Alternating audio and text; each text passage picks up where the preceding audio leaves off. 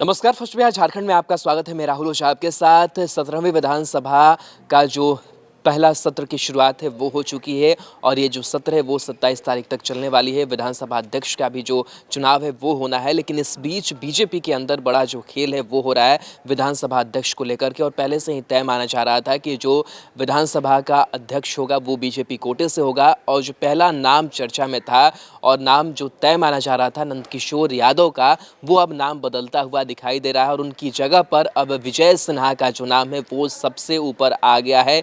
बड़ा जो खेल है बीजेपी के अंदर उसको समझने की कोशिश करते हैं कि आखिर ये वजह क्या है कि इस वजह से जो नाम है, जो चेहरा है वो बदलने की जो कवायद है वो बीजेपी कर रही है। दरअसल आपको बता दें कि सवर्णों की संतुष्टि जो है वो बीजेपी चाहती है और जिस तरीके से पिछड़ी जाति से 2 डिप्टी सीएम बना दिए गए हैं और अब जो बीजेपी ये नहीं चाहती है कि विधानसभा अध्यक्ष जो है वो किसी पिछड़ी जाति से बनाया जाए। सवर्णों को नाराज जो है वो बीजेपी नहीं करना चाहती है। इस लिहाज से जातीय समीकरण को देखते हुए चेहरे का जो बदलाव है वो तय माना जा रहा है और विजय सिन्हा का जो नाम है वो आगे चल रहा है। आपको बता दें कि बिहार विधानसभा के अध्यक्ष का चुनाव बुधवार यानी 25 नवंबर को होना है, लेकिन फिलहाल पार्टी के अंदर जिन नामों की चर्चा है उनमें विजय सिन्हा का नाम सबसे आगे चल रहा है। विजय सिन्हा भूमिहार जाति से आते हैं और वह लखीसराय से चुनकर विधानसभा पहुंचे हैं। पिछली बार एनडीए सरकार में वह श्रम संसाधन मंत्री थे, लेकिन इस बार नंदकिशोर यादव के साथ साथ विजय सिन्हा को भी मंत्रिमंडल में जगह नहीं मिली है। बीजेपी के जो अंदरूनी सूत्र हैं वो बता रहे हैं कि सोमवार की देर रात तक स्पीकर के नाम को लेकर पार्टी के बड़े नेता चर्चा करते रहे। लगातार पार्टी के शीर्ष नेतृत्व के बीच इस बात को लेकर चर्चा होती रही कि आखिर स्पीकर किस जात से हो। भारतीय जनता पार्टी के बड़े नेताओं को ऐसा लगता है कि उन्होंने पिछड़ा और अति पिछड़ा वर्ग से 2 डिप्टी सीएम बनाए हैं और अगर ऐसे में नंदकिशोर यादव को स्पीकर बनाया तो सवर्णों की नाराजगी झेलनी पड़ सकती है।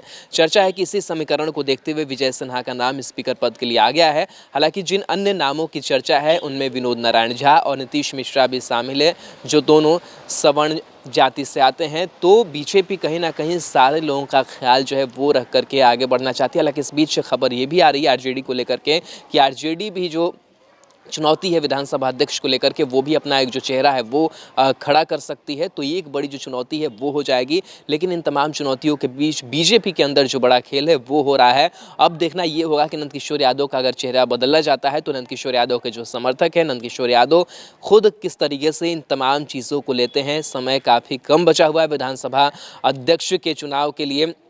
25 नवंबर को जो है विधानसभा अध्यक्ष का जो चुनाव है वो हो जाना है और पहले जब सरकार गठन हुआ तो ये क्लियर हो गया कि बीजेपी कोटे से ही जो विधानसभा अध्यक्ष हैं वो बनाए जाएंगे। लेकिन अब बीजेपी के अंदर जो माथापच्ची है वो चल रहा है कि आखिर विधानसभा अध्यक्ष जो है वो कौन होगा, किस जाति का होगा और किस तरीके से जातीय समीकरण को ध्यान में रखते हुए किसी की नाराज़गी बीजेपी को नहीं झेलनी पड़े, इसकी जो पुरजोर कोशिश है वो की जा रही है। और लगातार जो बैठकों का दौर है वो जारी है और खास करके आरजेडी से भी खबर निकल करके सामने आई है कि विधानसभा अध्यक्ष के चेहरे को लेकर आरजेडी की तरफ से भी जो बैठक है वो हो सकती है। बहरहाल बीजेपी की हम बात कर रहे हैं तो बीजेपी में चेहरा बदलता हुआ नजर आ रहा है।